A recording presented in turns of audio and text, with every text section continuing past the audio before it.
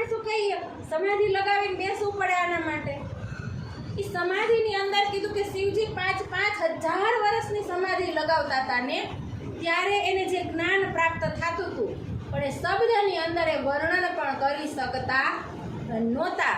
અને જે આપણે એટલી આસાની કે વાણીને ગાઈ શકી, બોલી શકી અને વર્ણન પણ એનું કરી શકીને કોના પ્રતાપથી આપણે કરીશું.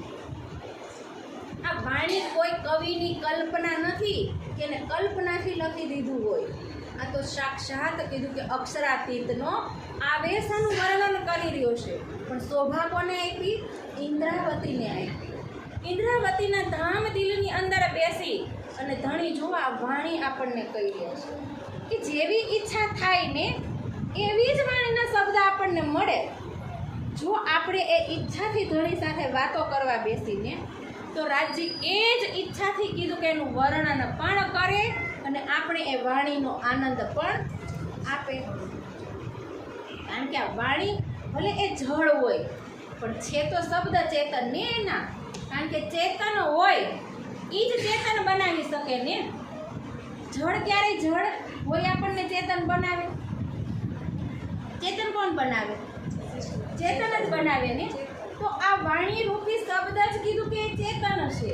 અને જેવી ઈચ્છાથી આપણે રાજ્ય સાથે વાતો કરીને એવો જ જવાબ કીધું કે આ વાણીની અંદરથી આપણે મળે.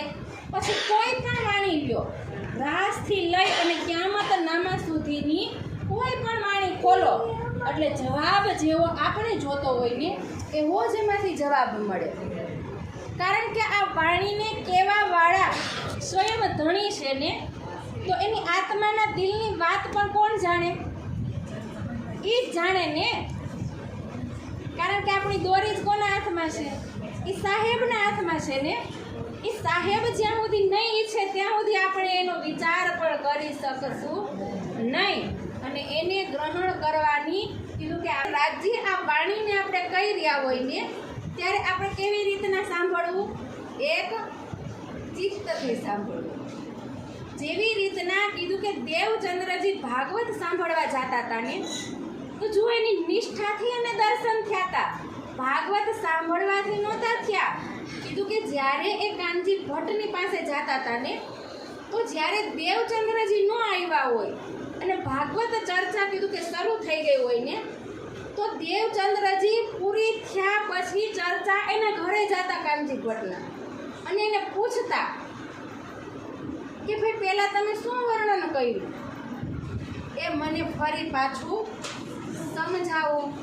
આપણે કોઈ દી કોઈને કીધું કે અમને સમજાતું? કારણ કે નહીં પૂછશું તો કોક આપણને પ્રશ્ન પણ આપણે કરી તો એમ કહે ને કે આટલા વર્ષ ત્યાં જાય છે સત્સંગમાં, હજી એને આટલી ખબર કે કા બધું આવડતું ન હોય ને એને ઉઠે, અને કા થોડું થોડું આવડતું હોય અને કા બધું આવડી ગયું હોય એને પ્રશ્ન ઉઠે જ નહીં. આપણે અધૂરા હોય તો પ્રશ્ન ઉઠે ને, તો આપણે અધૂરું જ રહેવાય. તો પ્રશ્ન આવે ને પૂરા શું કામ થવું જોઈએ? આપણે અધૂરા રહેતા આપણને કેવા પ્રશ્ન ઉઠે ને ભાઈ. દેવચંદ્રજી હતા એને પ્રશ્ન ઉઠતા હતા ને તો એનું નિવારણ થતું હતું. અને આપણા પ્રશ્ન ઉઠ્યા હોય પણ દબાયેલા રહીએ તો કોઈથી નિવારણ થાય?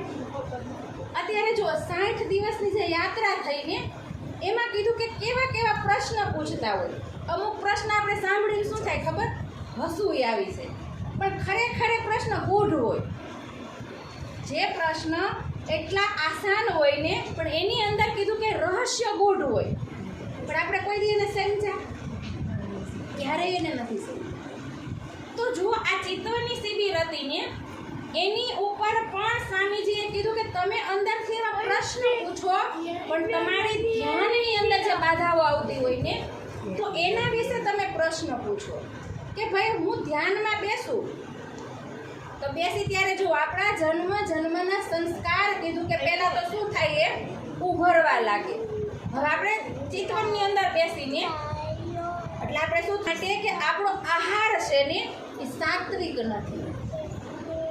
આપણે એક તામસિક આહાર કરીશું ને, જે રજસવાળો આહાર કરીશું ને, રાજસી આહાર. એટલે આપણા વિચાર પણ કેવા બની જાય છે? એવા જ બની જાય ને. તો કીધું કે જ્યાં સુધી પહેલો તો આહાર, જેની વાત કીધું કે ગીતાની અંદર પણ આહાર વિશેની કરી અને આ વાણીની અંદર પણ કીધું કે રહેવે નિર્ગુણ હોય કે આહાર ભી નિર્ગુણ, સાફ દિલ સોહાગની કબૂ ન દોખાવે કીધું કે જે સાફ હૃદયવાળી પરમાત્મા હશે ને એ ક્યારેય કીધું કે કોઈનું દિલ દુભાવી શકશે નહીં. પણ એ ક્યારે કે જો ચિતવનની અંદર એક અધ્યાત્મના માર્ગની અંદર જો આપણે આગળ વધવું હોય ને તો પહેલો આપણો આહાર શુદ્ધ હોવો જોઈએ, જે એકદમ કીધું કે સાત્વિક હોવો જોઈએ. અને આહારની માત્રા પણ કેટલી હોવી જોઈએ, કેટલી માત્રામાં આપણે આહાર ખાવો જોઈએ. એ બધી જ વાત જ્યારે ચિત્તવની ઉપર આપણે લાગુ પાડવી હોય ને તો 5 દિવસની અંદર કીધું કે જે જ્ઞાનપીઠની અંદર જે શિબિર થઈને એમાં ત્યાંના ગમે એ વક્તા લ્યો, બધાય વક્તાએ આપણને એ જ શીખવ્યું કે ચિત્તવનની અંદર આપણે કેટલી બાધાઓ આવે છે, કેવી રીતના આગળ વધવું. અને કીધું કે ગમે ત્યારે થાકેલા હોય ચિત્તવનમાં ન પણ બેસી શકીને તો સ્વામીજીએ કીધું કે 5મા દિવસની અંદર તમે એક એવો સંકલ્પ કરો કે 10 મિનિટ સૂઈ ત્યારે અને 10 મિનિટ ઉઠીને એની પહેલાં પથારીમાંથી ઊભા થયા વગર અને ઊભા પણ થાય તો કીધું કે આપણે પાણી પી અને કોઈ સંસારનું કામ કર્યા વગર આપણે કીધું કે 10 મિનિટ બેસી જઈને તો આપણી અંદરના જે વિચારો હોય ને કીધું કે આખો દિવસ કેવા રહીએ, એક પરમાત્મા મય રહીએ.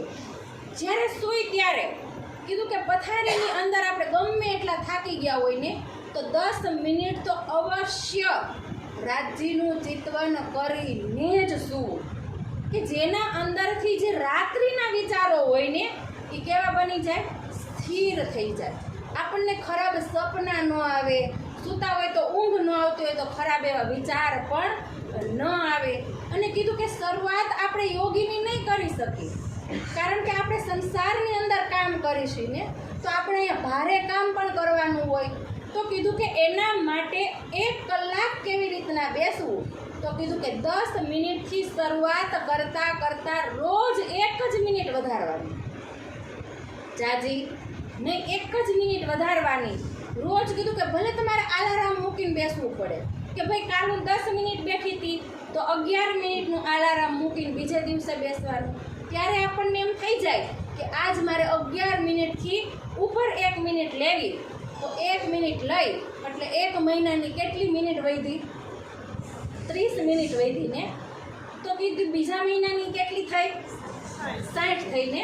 તો આખા વર્ષનું કરો તો આપણે કેટલી કલાક બેસી શકી, 6 કલાક આપણા માટે થઈ ગઈ ને. પણ આપણે એટલું મોટું લાંબુ ધ્યાન કરી શકી, પણ આપણો 1 કલાકની અંદર બેસવું ને તો કીધું કે જેમ આ સંસારની અંદર 8 ચક્રથી પણ કેવી રીતના ધ્યાન થાય, પણ આપણે કોઈ ચક્રની અંદર પણ જવાનું નથી.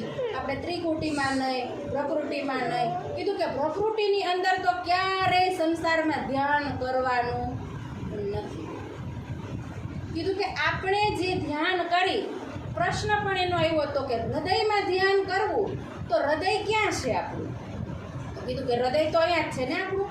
પણ મન, બુદ્ધિ, ચિત્ત ને અહંકાર કીધું કે ચારેયની ઉત્પત્તિ ક્યાંથી થાય, તો એના માટે પણ કીધું કે જે આપણા સાહિત્ય લખાણાને પહેલું તો કીધું કે સત્યાંજલિની અંદર વેદોને લગતી બધી જ વાત લખી દીધી. પછી કીધું કે તારતમ્ય ઉપનિષદો કા તારતમ્ય